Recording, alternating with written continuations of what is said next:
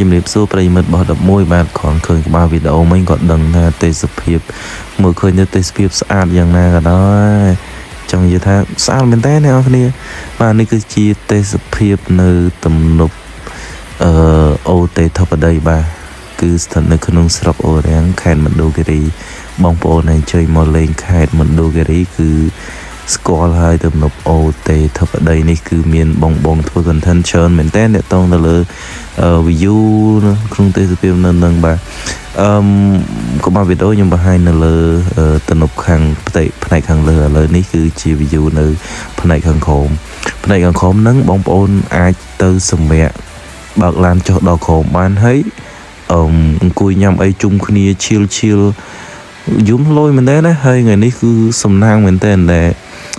មេរៀងសតុំហើយអាកាសធាតុវាត្រជាក់ស្រួល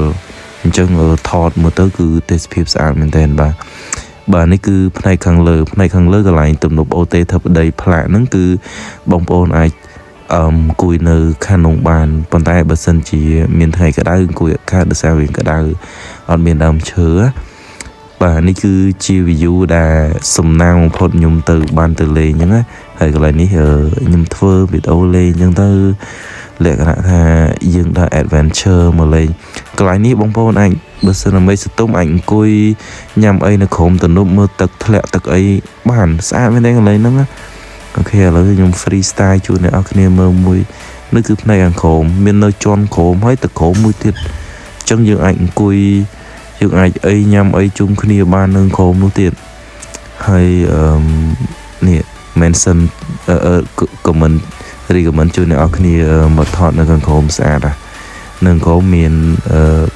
ស្មៅហើយមានផ្កាស្អាតៗនៅហ្នឹងណាអញ្ចឹងបងប្អូនមកលេងអីកុំភ្លេចចុះមកក្រោមផងចុះមកក្រោមឲ្យថតរូប style មើលទឹកធ្លាក់ទឹកអីពីទំនប់មកស្អាតមែនទែន